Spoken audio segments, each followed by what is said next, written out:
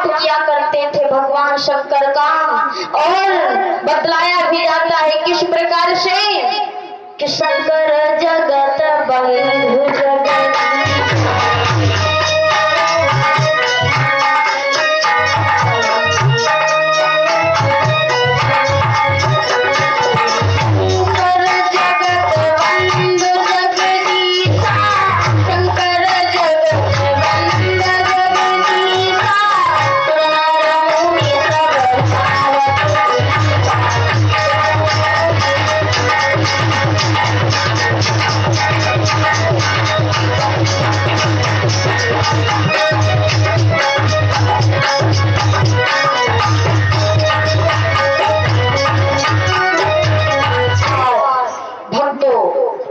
यानी भगवान भोले के बहुत बड़े उपासक थे। पूजा पाठ भगवान भोले की राजा कमलेंद्र करते थे और बहुत दिनों तक भगवान भोले की पूजा पाठ किया। लेकिन कितने वर्ष व्यतीत हो गए पूजा करते करते राजा कमलेंद्र को भगवान भोले की 16 वर्ष बीती पुण्य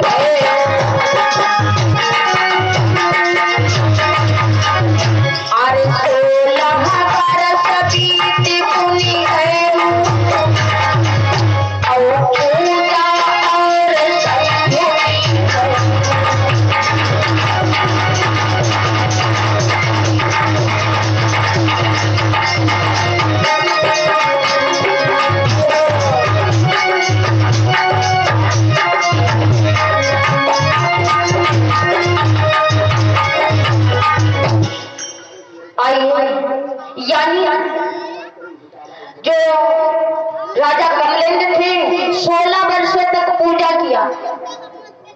भगवान शंकर की 16 वर्षों तक पूजा किया और एक दिन की बात है उनके कोई संतान नहीं है। राजा थे भक्त, लेकिन आज एक दिन की बात है यानी उनके पति और पत्नी के बीच में कोई संतान नहीं है और राजा और रानी थे। वह तो शादी वाले उनके द्वार पर आ गए। जब शादी वाले उनके द्वार पर आए तो राजा ने विचार किया कि मेरे घर में कोई संतान नहीं है, हम विवाह किसके साथ करेंगे, क्योंकि शादी वाले द्वार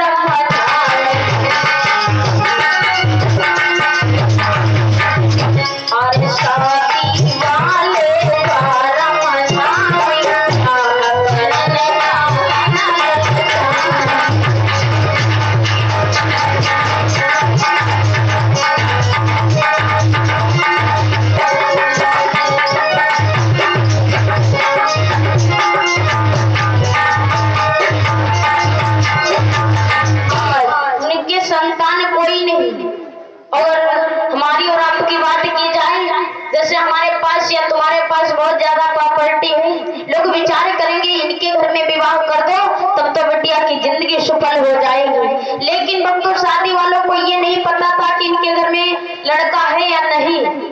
उनके दरवाजे पर आने लगे भक्तों राजा और रानी आपस में बातचीत करने लगे। महाराज हमारे दरवाजे पर रोज रोज शादी वाले आते हैं, क्या बतलाया जाए, और संतान भी नहीं है तो विवाह किसके साथ में किया जाएगा। महारानी कहने लगी स्वामी हम क्या बतलाएं, लेकिन भक्तों राजा के तो कोई लड़का नहीं है। राजा ने विचार किया हमारे कोई संतान नहीं है लेकिन मेरे भाई के संतान है, चलो अपने भाई के लड़के का विवाह करवा दिया जाए। इधर राजा कमलेंद्र जो थे अपने भाई के लड़के को दिखवा करके शादी तय करवा दी। और जब शादी तय हो गई, लेकिन भक्तों जो शादी और विवाह होते हैं एक मंदी में हो जाएंगे, अगर 2 मंदी लग गई तो विवाह बंद हो जाएंगे। भक्तों महारानी से पूछने लग गए महारानी हम विवाह तय कर दिया। महारानी कहने लगी पुत्र नहीं, विवाह किसके साथ में, बोले अपने भाई के लड़के के साथ में। रानी बोली भाई के लड़के के साथ में विवाह करवा रहे हो, अगर ये बहू आएगी तो तुम्हारी सेवा करेगी क्या, वो तो भाई की सेवा करेगी तुम्हारी। और तुम्हारी भाभी की सेवा करेगी, हमें मम्मी और पापा नहीं कहेगी, विवाह नहीं होने देगी। रानी ने मना कर दिया और रानी कहने लगी अगर विवाह करेंगे तुम अपने लड़के के साथ में। राजा कहने लगे तुम्हारे कोई संतान नहीं है, लड़का कहां से लाओगे? कहने लगे लड़का कहां से लाओगी?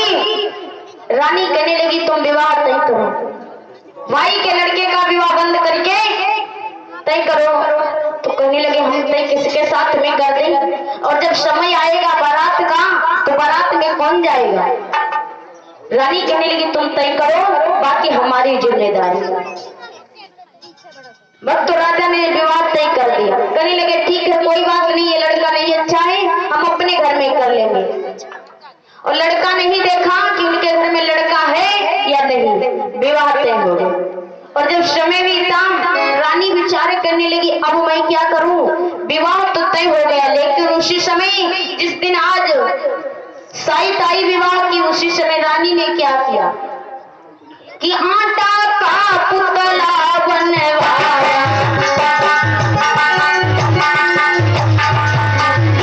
अरे आटा का पुतला बनवाया और चिमनी में पालक सजाया।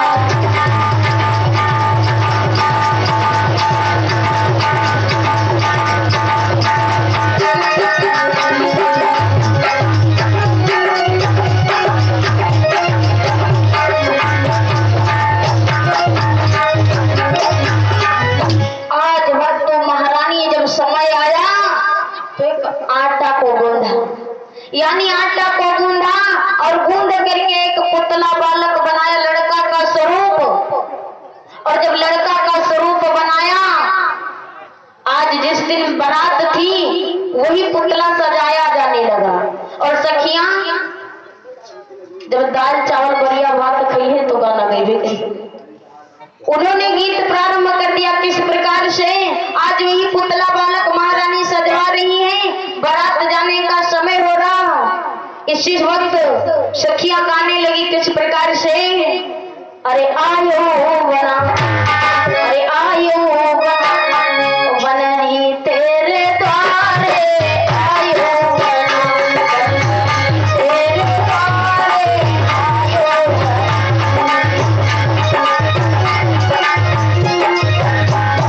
अरे आयो बना, आयो बना, आयो बना, तेरे द्वारे, आयो बना, तेरे द्वारे, आयो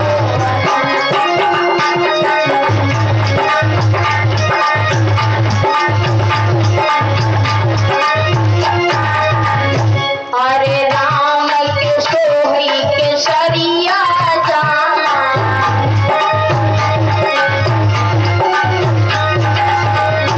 अरे सिर पर मोरा, अरे सिर पर मोरा धरायो, बनरी तोर, बनरी तेरे द्वारे, आयो बना।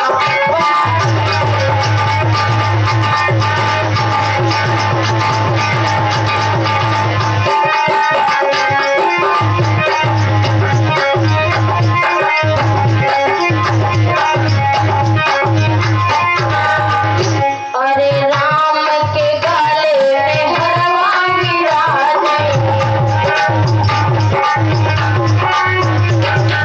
राम के गले में माला विराजे,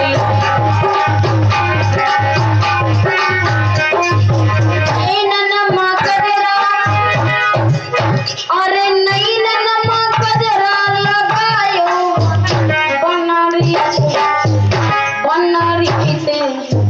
बनरी तेरे द्वारे, आयो बना, तेरे द्वारे,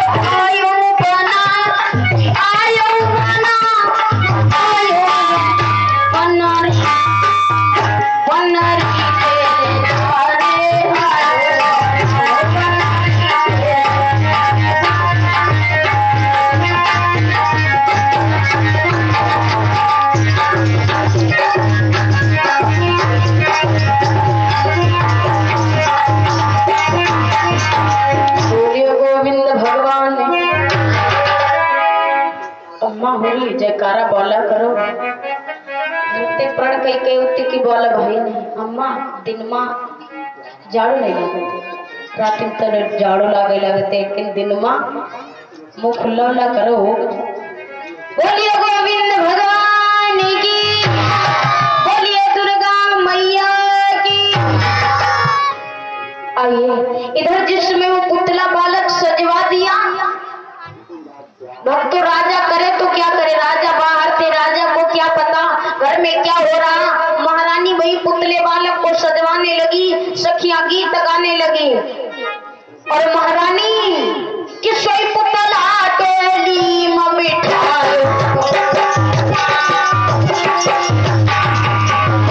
अरे सोई पुतला टोली में बिठायो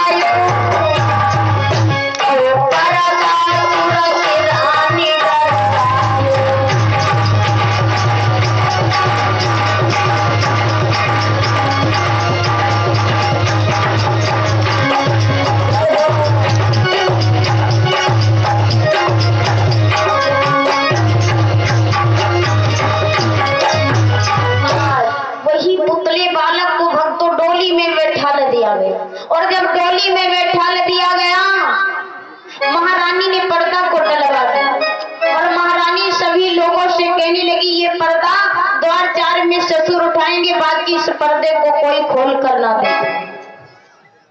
बारातियों को क्या करना, वो तो बारात जाने के शौक में थे, पर्दा कौन उठाएगा।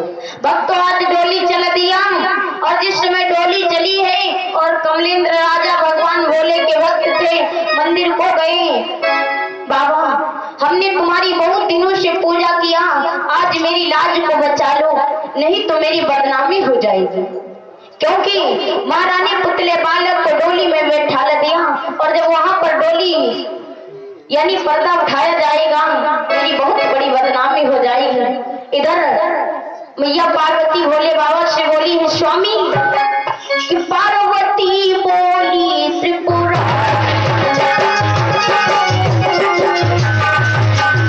अरे पार्वती बोली त्रिपुरारी और संगा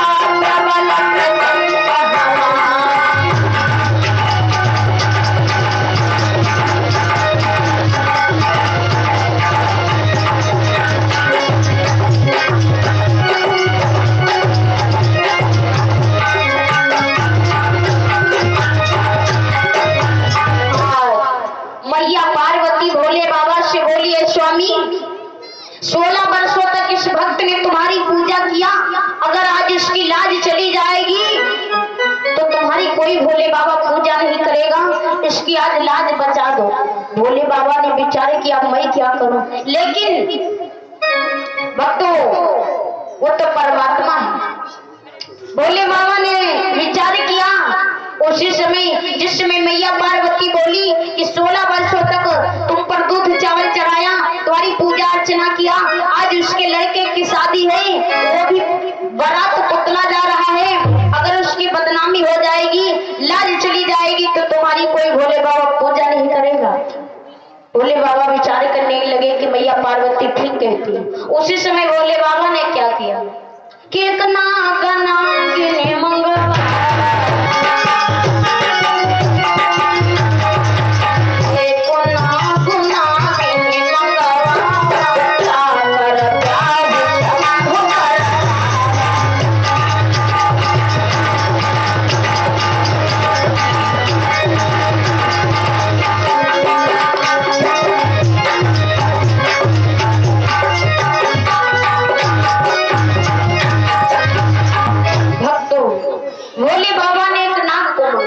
और नाग और नागिन का विवाह कर दिया और नाग और नागिन से कहने लगे तुम जंगल को चले जाओ, अपना सारा समय तुम जंगल में व्यतीत करना, यहाँ वापस ना आना। भक्तों नाग और नागिन एक जंगल में पहुंच गए। इधर राजा की बारात जा रही थी, राजा की बारात जा रही थी और उसी जंगल से होकर के गुजरी और भगवान भोले ही उस नाग और नागिन का विवाह करवा के जंगल को भेजा था। भक्तों और राजा की बारात उसी बाग से होकर के जिस में गुजरी और राजा मन में विचार करते थे क्योंकि बारात लिए जा रहे हैं और डोली में एक पुतला बैठा है। राजा विचार करने लगे अब तो मेरी बदनामी हो जाएगी। राजा ने इधर विचार क्या किया कि आपन प्राण छाड़ी हम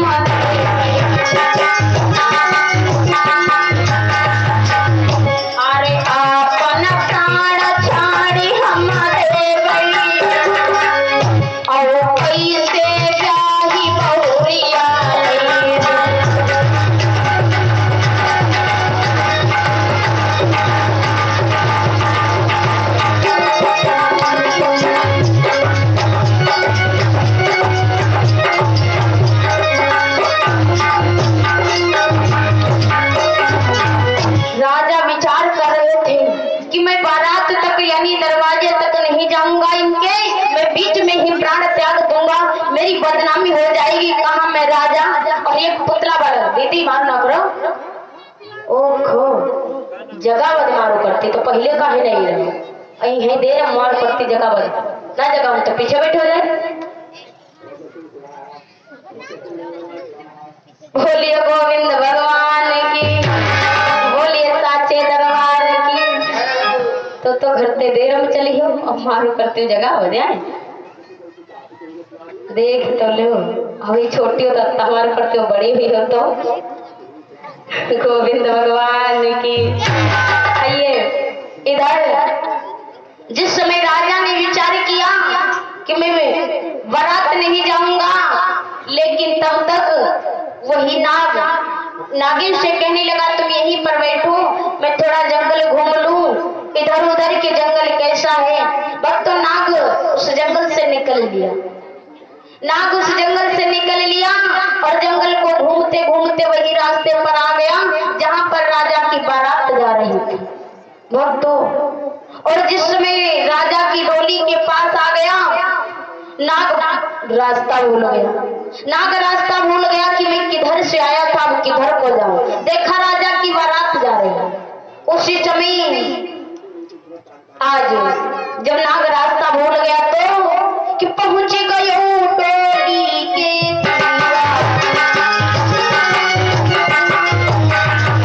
आज भक्तों वही नाग अरे पहुंच गयो डोली के तीरा और सोची रहो वहां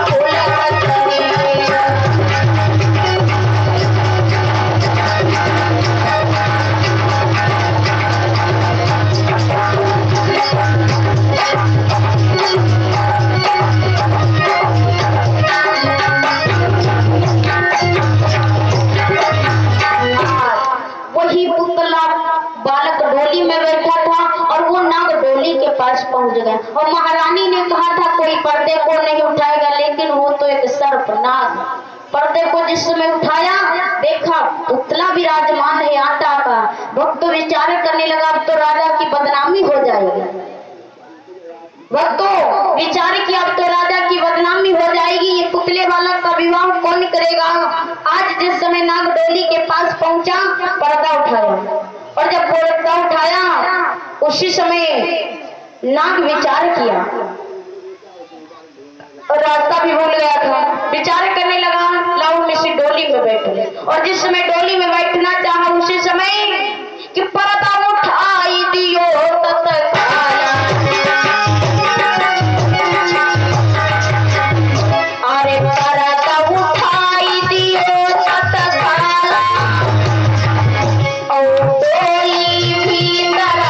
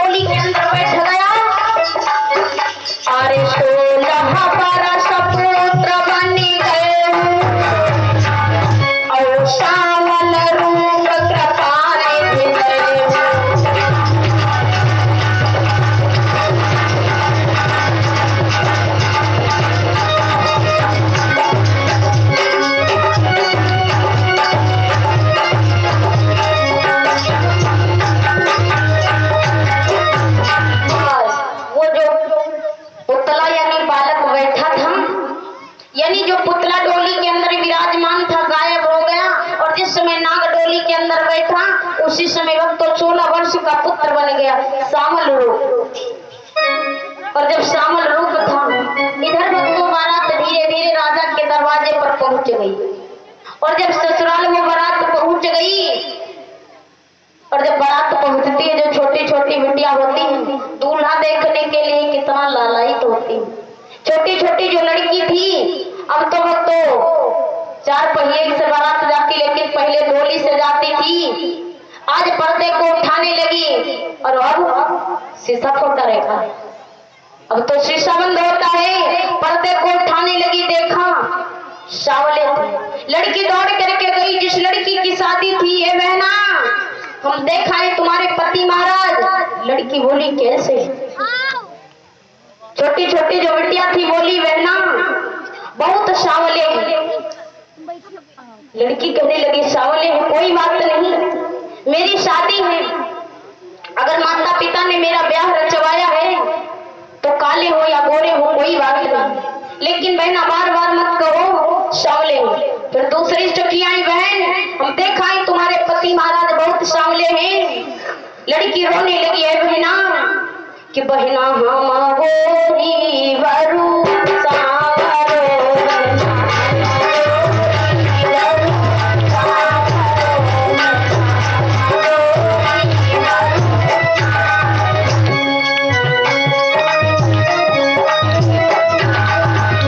सावरो से बोली है बहना, सावल सावल ना करो मोरी बहना, सावल सावल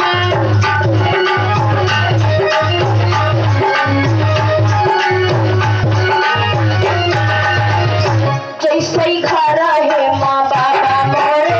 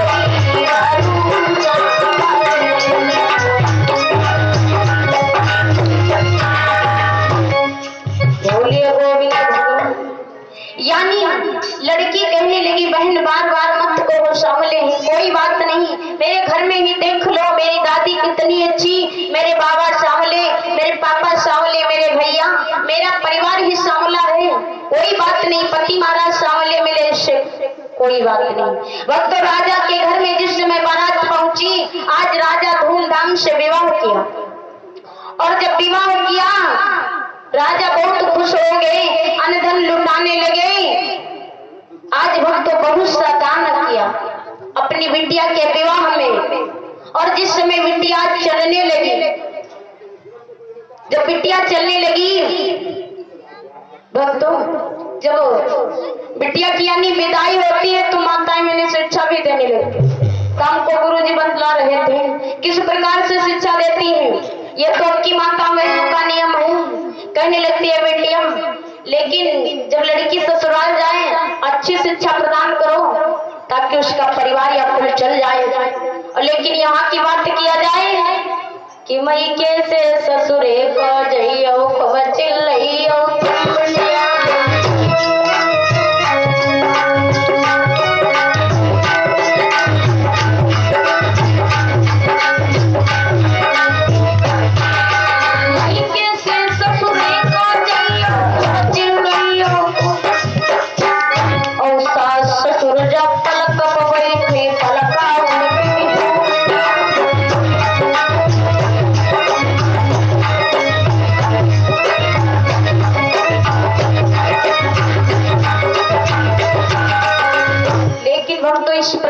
शिक्षा लड़की को नहीं देनी चाहिए। नहीं तो जाते जाते लड़की ना तो पिता यानी ना तो सास को सास समझेगी और ना तो पिता को यानी ससुर को पिता समझेगी। जाते जाते अपना चूल्हा बटोरा अलग कर देंगी। क्योंकि भक्तों जिस समय माता सीता चली थी, मैया सुनैना किस प्रकार से बिटिया को शिक्षा दिया था सीता कि बेटी है हाथ तिहारे दोनों कुल की मर्यादा।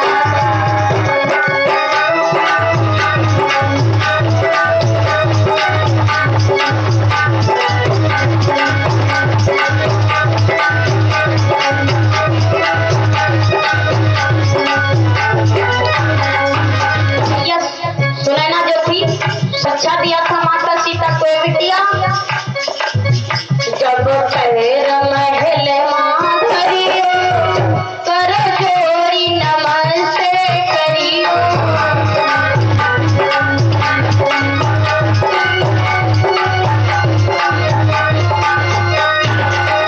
सबको करना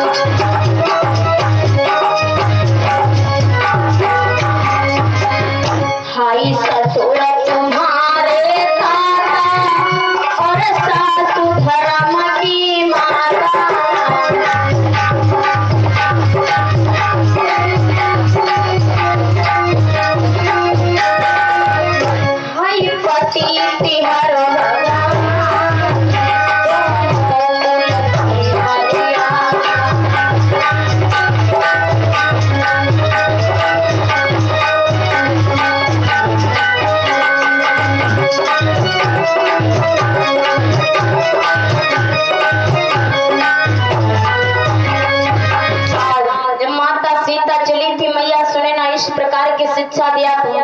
आज जिस समय बिटिया चली है, माताएं और बहनें उनकी शिक्षा देने लगी, बिटिया ससुराल को जा रही हो, अपने परिवार या कुल की मर्यादा को बचाए रखना बिटिया।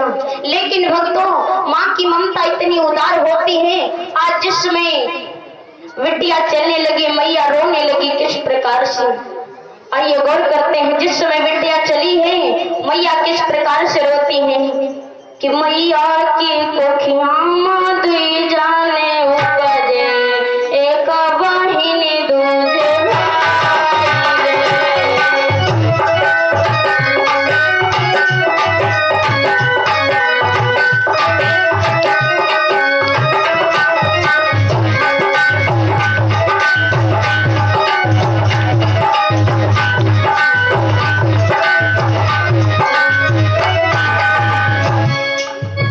तो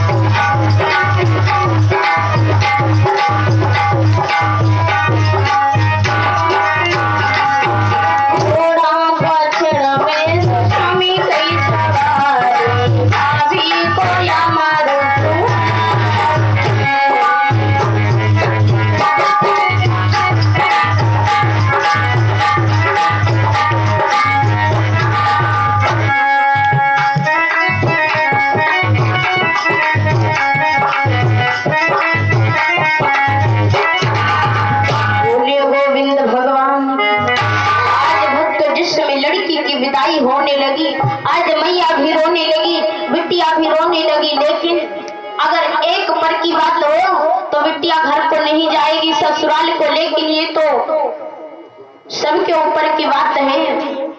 आज बिटिया ससुराल जिस समय चली है, मैया विचार किया, मैया माँ की ममता इतनी उदार होती, बिटिया को जाते देख नहीं पाई, मैया बिलखने लगी बिटिया।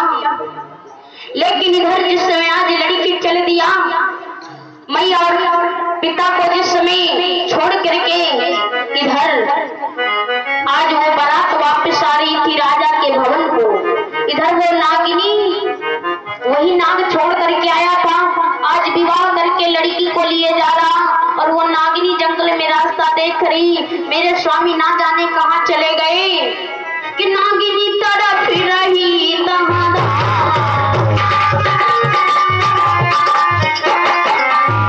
अरे नागिनी तड़प रही तहारा, ओ नहीं आयो मोरे पिया।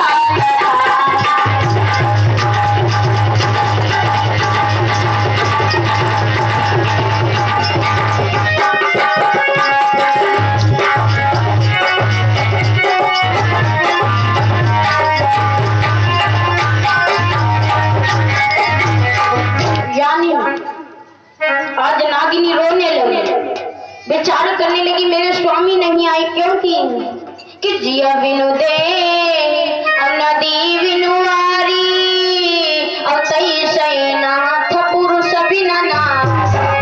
नागिनी विचार करने लगी, मेरे स्वामी नहीं है, मैं किसके बिना जीवित रहूं। लेकिन आज इधर तो बड़ी खुशहाली छाई, जिस समय वो लड़का और बहुरिया भवन को आया, रानी ने विचार किया, वाह हम पुतले बालक को भेजा था, लेकिन सुंदर 16 वर्ष का पुत्र मेरी बहू घर में आ गई, कंचन की थाल लेकर के आरती उतार करके बहू को अंदर ले गई।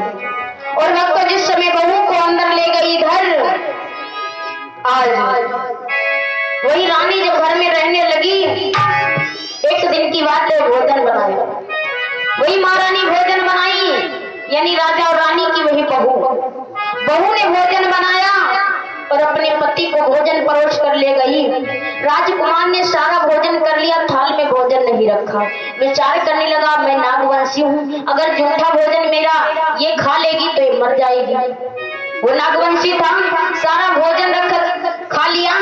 पत्नी जब गई, महाराज तुमने सारा भोजन कर लिया, अगर जूठा भोजन रख देते। लड़का विचार करने लगा, अब मैं क्या बताऊं, और वो पूछने लगी, स्वामी क्या बात है, तुमने सारा भोजन कर लिया, भोजन नहीं रखा, क्या भूखे उठ गए, अगर कम होता मांग लेते। तो लड़का विचार करने लगा, अब मैं क्या करूं। लड़की बार बार पूछने लगी, स्वामी इसका कारण बतलाओ। आज लड़का विचार करने लगा, अब मैं क्या करूं।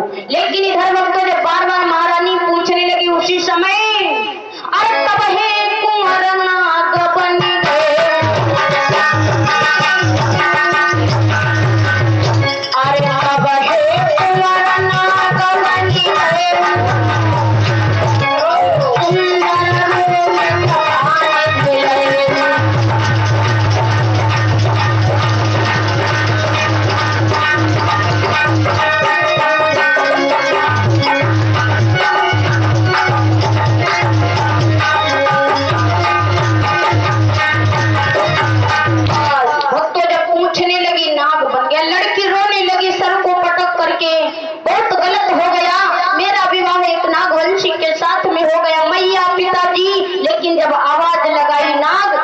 गायब हो गया।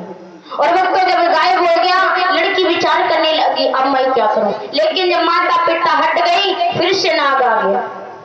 लड़की बोली, स्वामी ये कैसा तुम्हारा रूप है।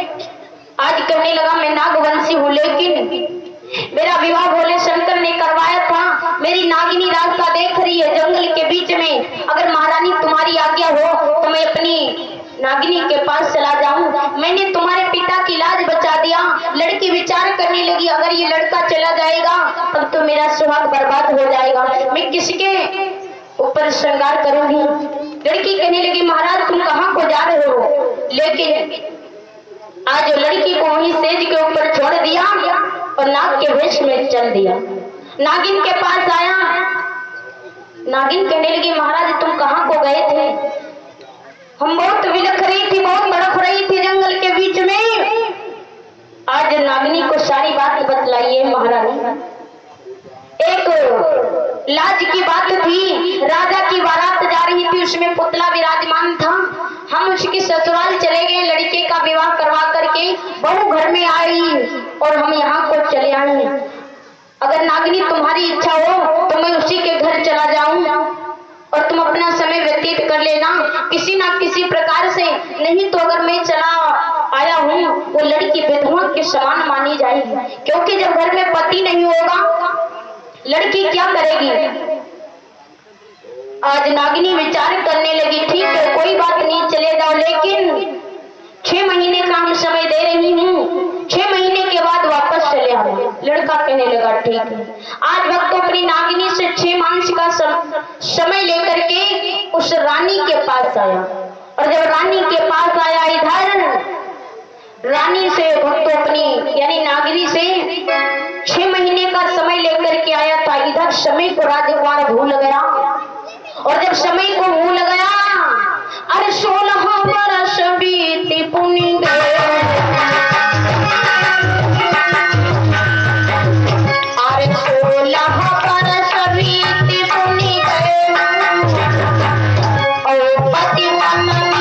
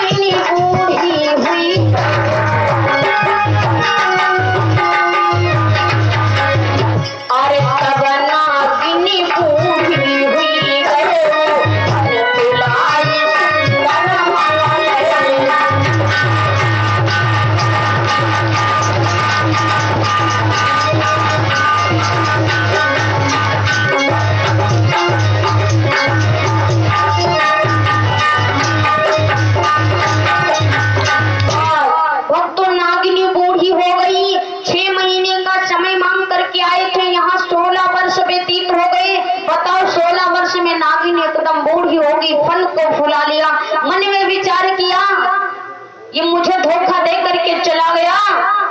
आज वो बूढ़ी होगी, फन को फुला लिया और प्रण किया आज मैं अपने पिया को जा करके डस लूंगी।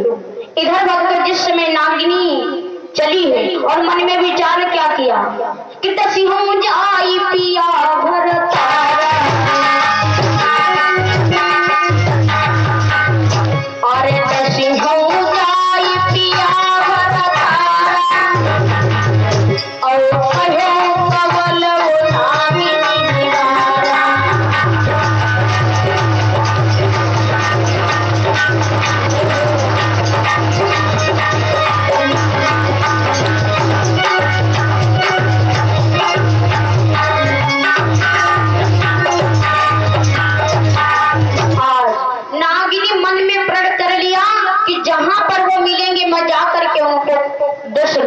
भक्त नागिनी आज धीरे धीरे चली आई, और जब धीरे धीरे चली आई इधर आज चल दिया, और 16 वर्ष यानी महारानी के पास में उस नागवंशी लड़के को समय व्यतीत करते करते 16 वर्ष पूरे हो गई। वो रानी जिस समय वो नागिनी महलों के अंदर आई, रानी वो गर्भवती थी, रानी वो गर्भवती थी।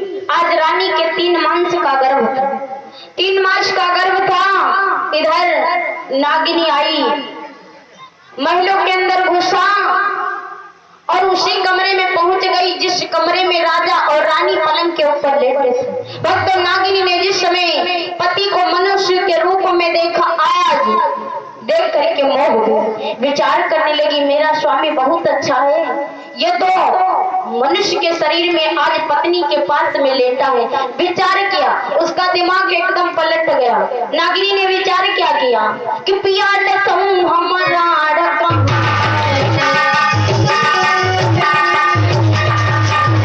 अरे पिया हमारा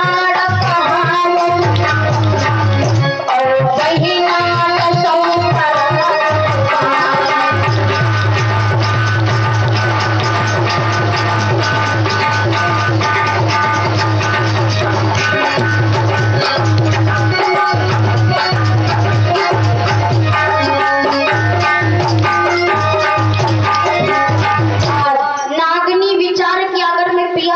लूंगी तो मैं भी यानी विधवा हो जाऊंगी। अगर मैं इस बहन को डस लूंगी, ये मेरे समान है, ये भी विधवा हो जाएगी। इससे अच्छा यही है कि ना डसूं। अपने पति को मनुष्य के रूप में देख करके मोह गई। मन में विचार किया कि पिया डसूं हमारा वही ना डसे परम दुख पाऊं। मन में विचार करके आज वो नागिनी कि वापस लौटी चली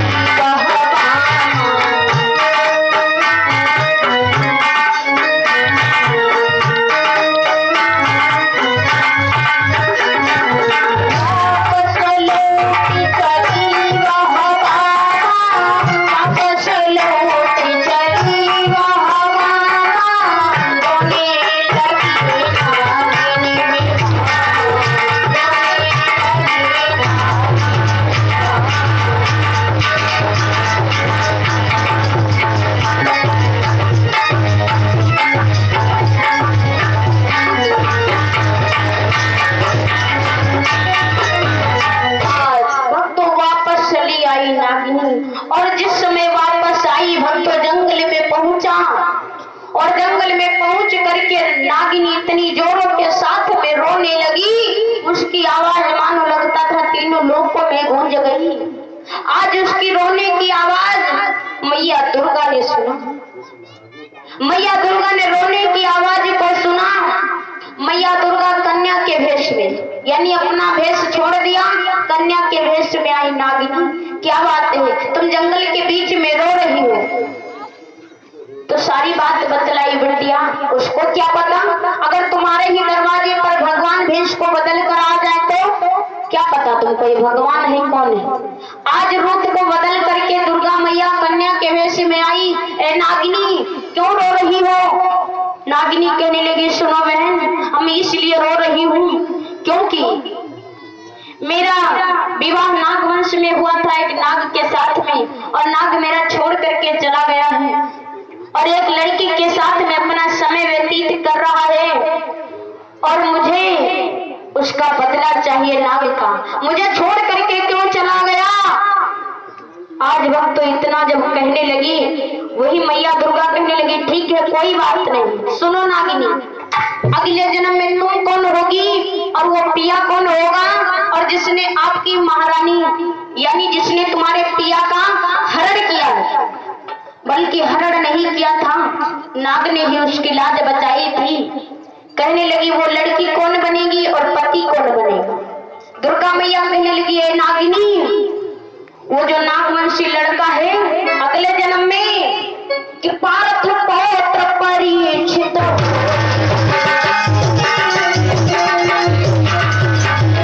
अरे पार्थ पौत्र परीक्षित होई और अभिमन्यु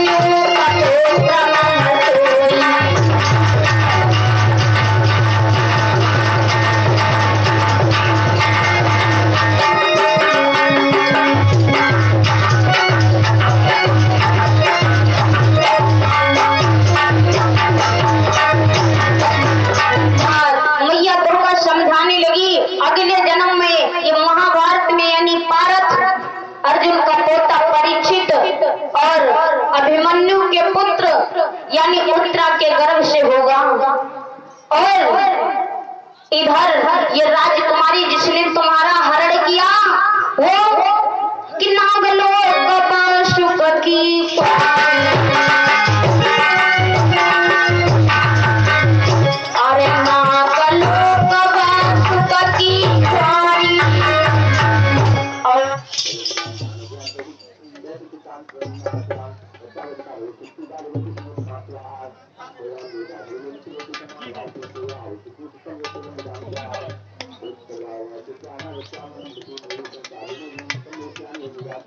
जयकारा बोलो, पूरी बन रही खाई के बली बोलो, बोलिए दुर्गा मैया की, बोलिए साचे दरबार की।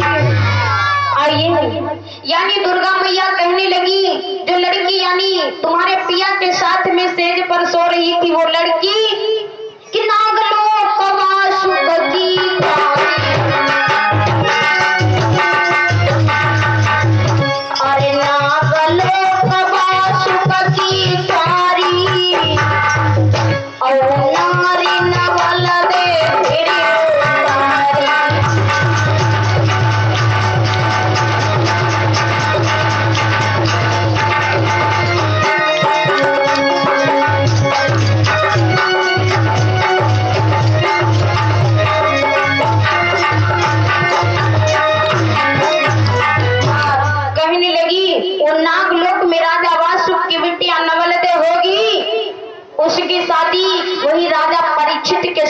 राजा परीक्षित के साथ में जब होगी और उसके पिता जुआ में हार जाएंगे उस लड़की को और अर्जुन जुआ जीत जाएंगे। और भक्तों जिस समय यानी महारानी के 3 मास का गर्भ होगा, हम अपनी शक्ति से एक पुत्र बनाएंगे। मैया दुर्गा ये नाग लोक की लड़की को बतला रही है। वही नागवंश की लड़की को कहने लगे, सुनो नागिनी, हम एक अपनी शक्ति से पुत्र बनाएंगे। उस पुत्र का नाम कितच्छक होई वीरबल।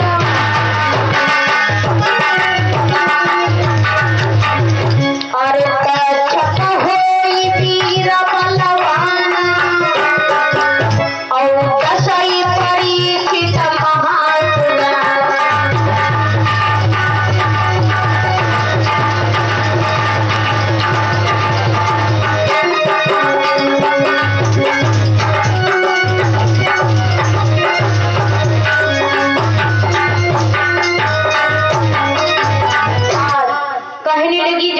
शक्ति से एक पुत्र बनाएंगे, उस पुत्र का नाम तक्षक, यानी उस पुत्र का नाम तक्षक होगा। और जिस समय तक्षक को यानी तक्षक जिस समय परीक्षित को डसेगा, उस समय रानी के 3 मास का गर्भ होगा। इधर नागिनी सुनो, तुम अगले जन्म में कौन बनोगे? रानी कहने लगी सुनो, यानी मैया दुर्गा कहने लगी नागिनी तुम सुनो कि तुम कौन हो अगले जन्म में। इस जन्म में तो नागिनी हो, लेकिन अगले जन्म की मैं तुमको बात बतला रही हूँ। और मैया दुर्गा लड़की के वेश में खड़ी कहने लगी सुनो कि तुम नागिनी धोबिनी बनी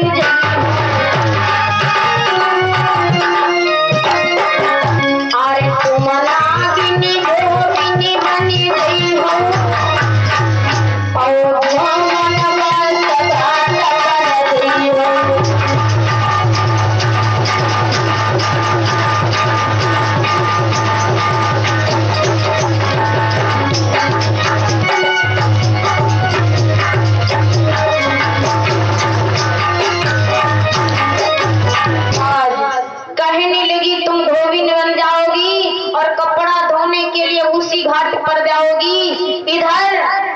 नवल देव तो लाश को लेकर के उसी घाट पर आएगी और रात भर की जगी होगी, वो सो जाएगी और तुम क्या करोगी? उस लाश को चुरा लोगी और दिन में गधा, रात में मनुष्य, और जब रात में मनुष्य बनाओगी उसी यानी स्वामी के साथ में सेज पर सोओगी। इधर कहने लगी इस प्रकार से तुम्हारा यानी बदला पूरा होगा। मैया दुर्गा ये बात बतला करके चली गई। उसी समय नागिनी बूढ़ी हो गई थी, फन को भुला लिया। आज वरदान इतना पा गई नागिनी, अरे पटक पटक फन मारी गई।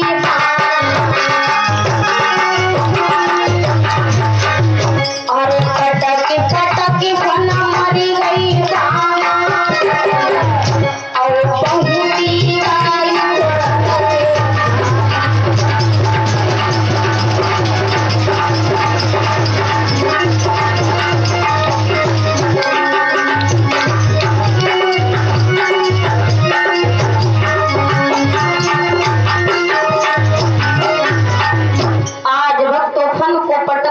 वो नागिनी मर गई।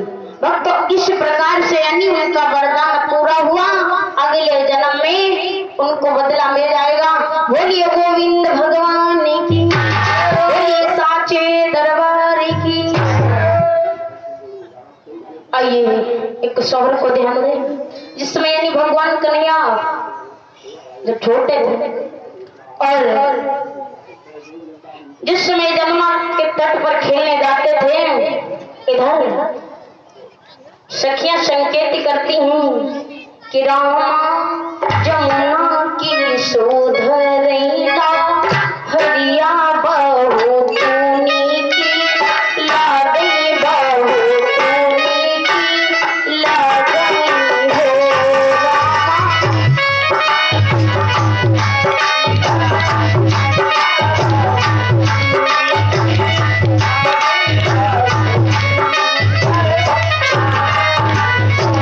राम जमुना की